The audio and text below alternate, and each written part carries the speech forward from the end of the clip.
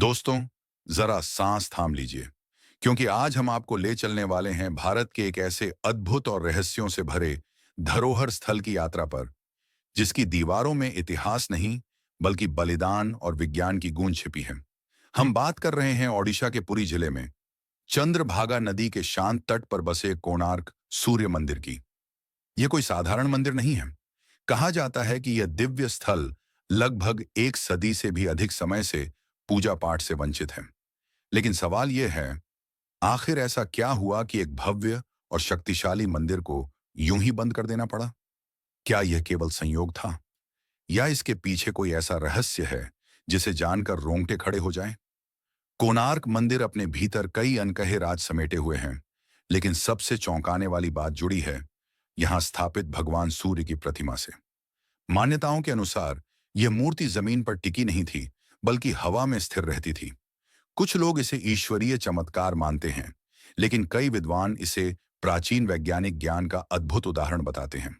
कहा जाता है कि मंदिर के शिखर पर एक विशाल चुंबकीय पत्थर लगाया गया था, जिसका वजन लगभग 50 टन के आसपास था। इसी चुंबकीय शक्ति के कारण सूर्यदेव की मूर्ति संतुलन में हवा में स्थित रहती थी।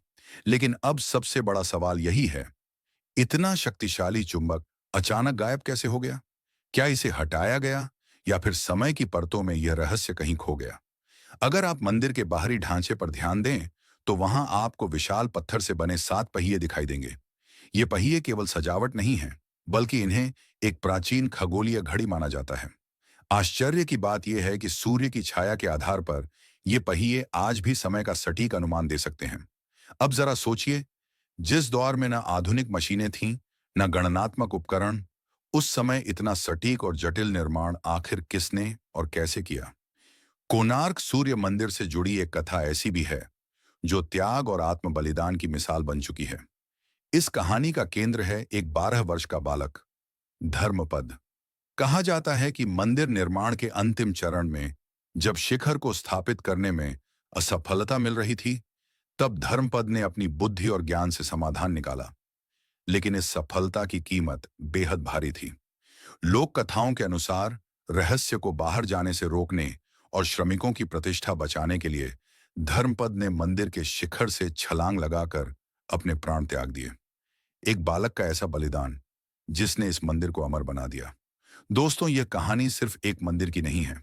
यह भारत की उस विरासत की गाथा है, जहां विज्ञान, कला, खगोल शास्त्र और आस्था एक साथ सांस लेते हैं। तो सवाल यह है, क्या आप तैयार हैं कोणार्क सूर्य मंदिर के इन अनसुने रहस्यों को गहराई से जानने के लिए? अगर हां, तो जुड़े रहिए हमारे साथ इस विशेष डॉक्यूमेंट्री यात्रा में, क्योंकि आगे और भी कई चौंकाने वाले राज आपका इंतजार कर रहे हैं। तो आइए दोस्तों, आज की इस रहस्यमय और रोमांच से भरी डॉक्यूमेंट्री की शुरुआत करते हैं। कोणार्क के भव्य सूर्य मंदिर के गूढ़ रहस्यों में उतरने से पहले यह जानना बेहद जरूरी है कि आखिर इस अद्भुत मंदिर की नींव कैसे पड़ी। इसकी जड़ें हमें सीधे द्वापर युग की एक प्राचीन और प्रेरणादायक कथा तक ले जाती है, जहां भगवान श्री कृष्ण और उनके पुत्र सांब की कहानी छिपी हुई है।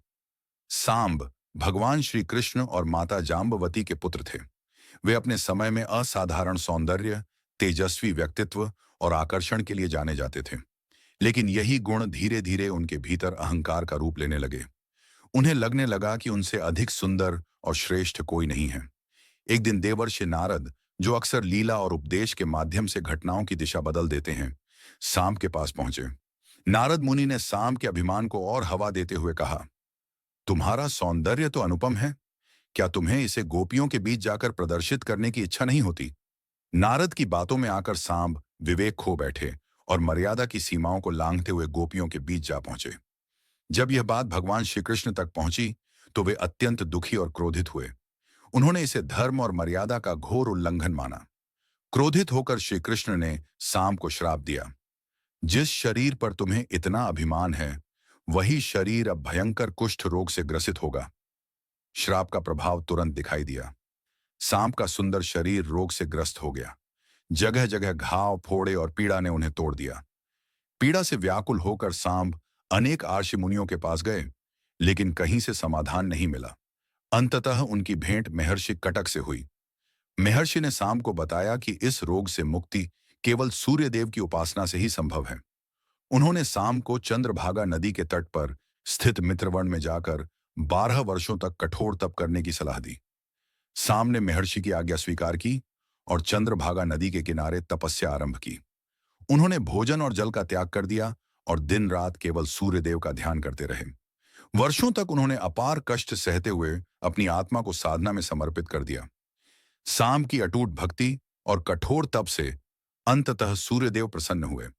उन्होंने शाम को दर्शन दिया और कहा, वत्स, तुम्हारी तपस्या सफल हुई। मैं तुम्हें इस रोग से पूर्णतः मुक्त करता हूं। सूर्य देव के आशीर्वाद से शाम का कुष्ठ रोग समाप्त हो गया। उनका शरीर पुनः स्वस्थ, सुंदर और तेजस्वी हो गया। जीवन दान पाकर शाम ने सूर्य देव के प्रति कृतज्ञता व्यक्त की और उसी पवित्र स्थान पर उनके सम्मान में एक भव्य मंदिर के निर्माण का संकल्प लिया। कहा जाता है कि जिस स्थान पर शाम ने तपस्या की थी, वहीं सूर्य देव का यह दिव्य मंदिर स्थापित किया गया। इसी कारण इस स्थान का नाम पड़ा कोणार्क, जहां कोण का अर्थ है दिशा और अर्क का अर्थ है सूर्य। इस मंदिर की रचना इस प्रकार की गई कि उगते सूर्य की पहली किरण सीधे गर्भगृह को आलोकित करे। यही कारण है कि कोणार्क का सूर्य मंदिर न केवल स्थापत्य का चमत्कार है, बल्कि आस्था, तपस्या और दिव्य कृपा का भी जीवंत प्रतीक माना जाता है। तो दोस्तों, यह थी कोणार्क सूर्य मंदिर के निर्माण से जुड़ी वह अद्भुत पौराणिक कथा जिसने इस स्थल को अमर बना दिया। लेकिन यहाँ एक अहम जिज्ञासा सामने आती है। क्या आज हम जो कोणार्क का भव्य सूर्य मंदिर देखते हैं, वही वह सूर्य मंदिर है जिसे भगवान श्री कृष्ण के पुत्र शाम द्वारा बनवाया गया था? इतिहासकारों की माने तो उत्तर थोड़ा अलग है। विद्वानों के अनुसार कोणार्क में सूर्य मंदिर का निर्माण एक नहीं बल्कि कई बार हुआ है। वर्तमान में जो अद्भुत संरचना हमारे सामने मौजूद है, वह चौथी बार निर्मित सूर्य मंदिर मानी जाती है। आज का प्रसिद्ध कोणार्क सूर्य मंदिर 13वीं शताब्दी में गंग वंश के पराक्रमी शासक राजा नरसिंहदेव प्रथम के शासनकाल में बनाया गया था। यह मंदिर न केवल धार्मिक आस्था का प्रतीक है, बल्कि भारतीय स्थापत्य कला की उत्कृष्ट कृति भी है, जिसे सूर्य देव की आराधना के उद्देश्य से निर्मित किया गया था। इस भव्य निर्माण के पीछे एक प्रेरणादायक कथा जुड़ी हुई है। यह प्रेरणा किसी और से नहीं, बल्कि स्वयं राजमाता कस्तूरी देवी से मिली थी। उन्होंने अपने पुत्र नरसिंह देव को स्मरण कराया कि उनके पिता द्वारा निर्मित भगवान जगन्नाथ का विशाल मंदिर आज भी श्रद्धालुओं के लिए आस्था का केंद्र बना हुआ है। राजमाता ने कहा कि जिस प्रकार सूर्य के बिना संसार का अस्तित्व संभव नहीं है, उसी प्रकार सूर्य देव की महिमा को दर्शाने वाला एक ऐसा अनुपम मंदिर बनाया जाना चाहिए जो आने वाली पीढ़ियों तक गंग वंश की शक्ति, वैभव और गौरव का प्रतीक बना रहे। यह संदेश केवल धार्मिक भावना तक सीमित नहीं था, बल्कि इसके पीछे एक राजनीतिक और सांस्कृतिक उद्देश्य भी छिपा था। गंग वंश की समृद्धि और सामर्थ्य को संपूर्ण विश्व के समक्ष प्रदर्शित करना। माता की इसी प्रेरणा से प्रभावित होकर राजा नरसिंह देव प्रथम ने कोणार्क में सूर्य देव के साथ अश्वों द्वारा खींचे जा रहे दिव्य रथ के स्वरूप में एक अद्वितीय मंदिर के निर्माण का निश्चय किया। राजा ने अपने प्रमुख मंत्री को आदेश दिया कि इस महान कार्य के लिए उस समय के सबसे श्रेष्ठ शिल्पकार की खोज की जाए। अंततः यह जिम्मेदारी सौंपी गई उस युग के प्रसिद्ध वास्तुकार विशु महाराणा को, जिनकी कला और तकनीकी ज्ञान अद्वितीय मानी जाती थी। राजा के निर्देश पर चंद्रभागा नदी के तट पर कोणार्क सूर्य मंदिर का निर्माण कार्य प्रारंभ हुआ। ऐतिहासिक मान्यताओं के अनुसार इस मंदिर का निर्माण 1238 ईस्वी से 1264 ईस्वी के बीच संपन्न हुआ। कहा जाता है कि इस विशाल परियोजना को पूर्ण रूप देने में लगभग 12 वर्षों का समय लगा और इस दौरान करीब 1200 कुशल शिल्पकारों और कारीगरों ने दिन रात अथक परिश्रम किया। विशु महाराणा की प्रतिभा उस समय की उन्नत इंजीनियरिंग का जीवंत उदाहरण है। मंदिर का निर्माण मुख्य रूप से बलुआ पत्थरों से किया गया था और इन पत्थरों को जोड़ने के लिए लोहे की प्लेटों और क्लैंप्स का प्रयोग किया गया था। यह तकनीक अपने समय से कहीं आगे थी, जिसे आज के आधुनिक लॉकिंग सिस्टम की शुरुआती झलक माना जा सकता है। यही कारण है कि सदियों बाद भी कोणार्क सूर्य मंदिर आज भी इतिहास, कला और विज्ञान का अद्भुत संगम बनकर खड़ा है। यह निर्माण पद्धति उस युग की असाधारण स्थापत्य समझ का प्रमाण थी। इससे यह स्पष्ट होता है कि हमारे प्राचीन कारीगर केवल कलाकार ही नहीं, बल्कि उच्च कोटि के अभियंता भी थे। जब मंदिर का निर्माण अपने अंतिम पड़ाव पर पहुंचा और शिखर पर कलश स्थापित करने का समय आया, तब एक बड़ी समस्या सामने खड़ी हो गई। कई बार प्रयास किए गए, लेकिन हर बार असफलता ही हाथ लगी। लगातार विफलताओं से राजा नरसिंह देव का क्रोध भड़क उठा।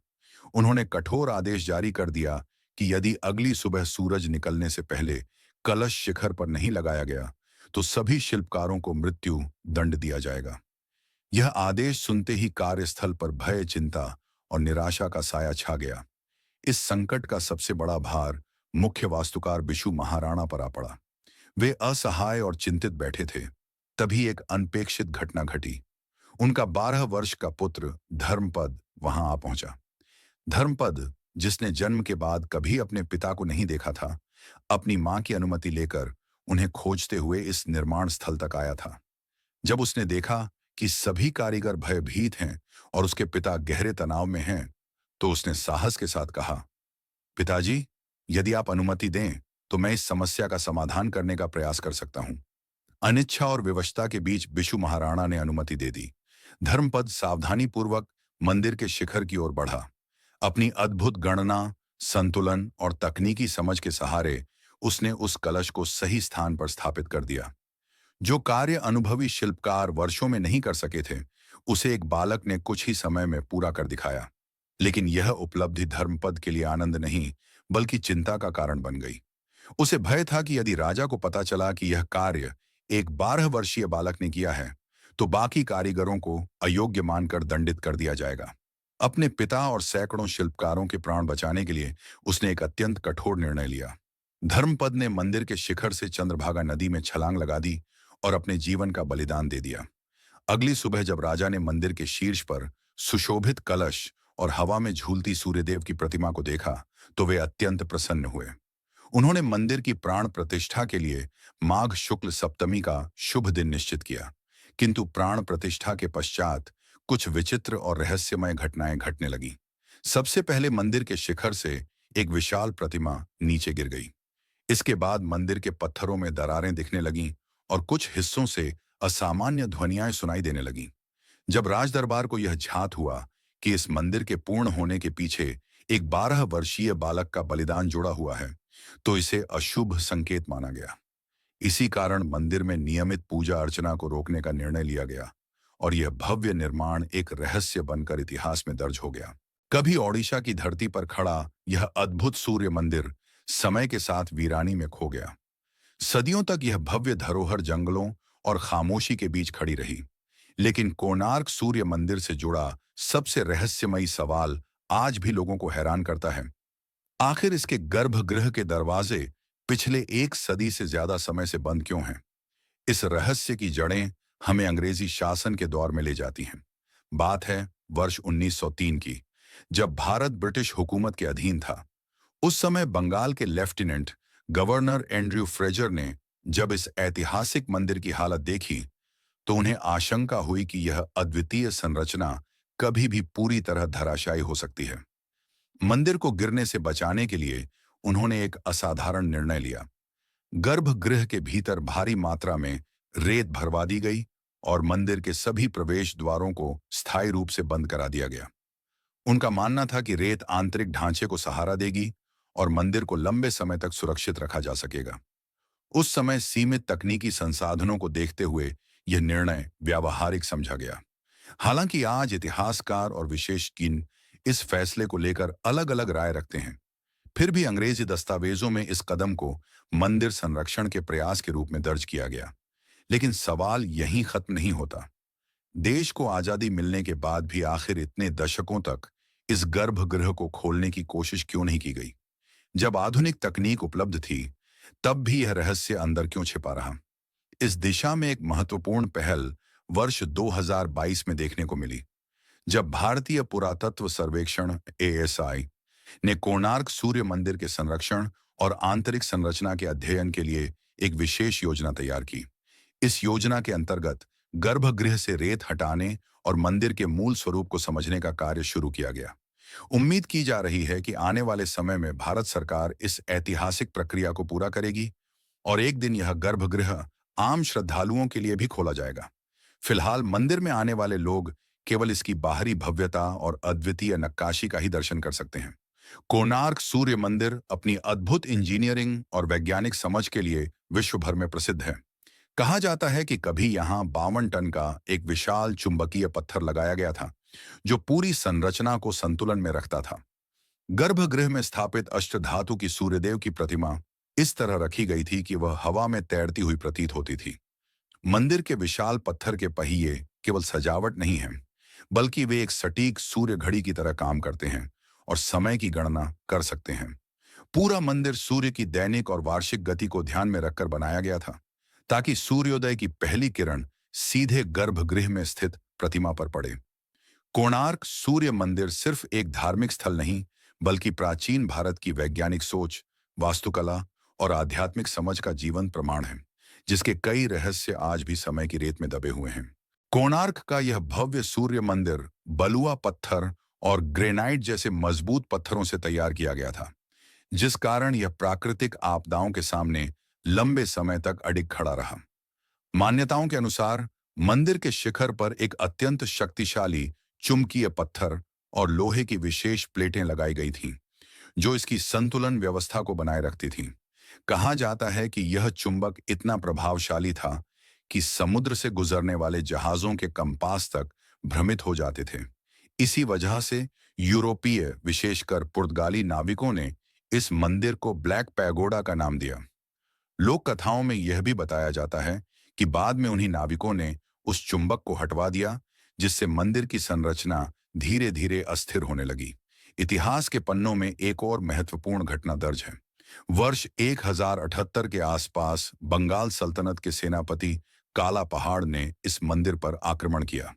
काला पहाड़, जिनका मूल नाम कालाचंद राय बताया जाता है, पहले वैष्णव ब्राह्मण थे, लेकिन इस्लाम स्वीकार करने के बाद वे मंदिर विध्वंस के लिए कुख्यात हो गए। ओडिशा के प्रसिद्ध ग्रंथ मदाला पंजी के अनुसार जब काला पहाड़ कोणार्क पहुंचा, तो उसने सूर्यदेव की प्रतिमा को हवा में स्थिर देखा, जिसे वह चमत्कार मान बैठा। इसके बाद उसने अपनी सेना के साथ मंदिर पर धावा बोल दिया। कथाओं के अनुसार मंदिर के शीर्ष पर स्थित लगभग 5 टन वजनी चुंबकीय पत्थर को हटाया गया, जिससे यह अद्भुत स्थापत्य ढहने लगा। 1568 के बाद ओडिशा मुस्लिम शासन के अधीन आ गया और कई हिंदू धार्मिक स्थलों को नुकसान पहुंचाया गया। इसी दौरान मंदिर के पुजारियों ने सूर्यदेव की मूर्ति को सुरक्षित रखने के लिए उसे गुप्त स्थान पर छिपा दिया। बाद में यह मूर्ति पुरी के इंद्र मंदिर में स्थापित की गई। कुछ इतिहासकारों का मानना है कि वह प्रतिमा आज दिल्ली के राष्ट्रीय संग्रहालय में संरक्षित है। चीन के प्रसिद्ध यात्री और विद्वान ह्वेनसांग ने 7वीं शताब्दी में कोणार्क को विभिन्न आस्थाओं और संस्कृतियों का संगम बताया था। वहीं यूनानी भूगोलवेत्ता टॉलेमी ने इसे कन्नग नामक एक प्रमुख समुद्री बंदरगाह के रूप में वर्णित किया। भारतीय प्राचीन ग्रंथों में इस क्षेत्र को कायनापारा कहा गया है। 184 ईस्वी के केंड ताम्रपत्र अभिलेख यह संकेत देते हैं कि उस समय यह मंदिर पूर्ण रूप से निर्मित था और एक अत्यंत महत्वपूर्ण पूजा केंद्र माना जाता था। मुगल सम्राट अकबर के दरबारी इतिहासकार अबुल फजल ने भी 16वीं शताब्दी में कोणार्क का उल्लेख किया है, लेकिन उन्होंने मंदिर की जर्जर स्थिति का कोई जिक्र नहीं किया, जिससे अनुमान लगाया जाता है कि तब तक यह संरचना काफी हद तक सुरक्षित थी। इतिहासकार थॉमस डोनाल्डसन के शोध के अनुसार मंदिर को सबसे अधिक क्षति 16वीं शताब्दी के अंतिम वर्षों और 17वीं शताब्दी के शुरुआती दौर में हुई। आगे चलकर 18वीं शताब्दी में कोणार्क से अरुणा स्तंभ को हटाकर पुरी के श्री जगन्नाथ मंदिर में स्थापित किया गया, जो इन दोनों पवित्र स्थलों के ऐतिहासिक संबंध को दर्शाता है। प्राचीन काल में मंदिर केवल पूजा के स्थान नहीं होते थे, बल्कि वे शिक्षा और ज्ञान के केंद्र भी हुआ करते थे। कोणार्क को एक तरह से विशाल ज्ञानकोश, संग्रहालय या विश्वविद्यालय कहा जा सकता है, जहां विभिन्न धर्मों और विचारधाराओं के लोग सीखने और समझने आते थे। इसलिए इसे केवल एक हिंदू मंदिर के रूप में देखना, इसकी व्यापक भूमिका को सीमित करना होगा। तो दोस्तों, यह थी कोणार्क सूर्य मंदिर से जुड़ी रहस्यमयी और ऐतिहासिक कहानी। अगर आपको यह डॉक्यूमेंट्री पसंद आई हो, तो इसे लाइक करें, शेयर करें और चैनल को सब्सक्राइब करना न भूलें। हम जल्द ही एक और रोचक और रहस्यपूर्ण विषय के साथ फिर मिलेंगे। धन्यवाद।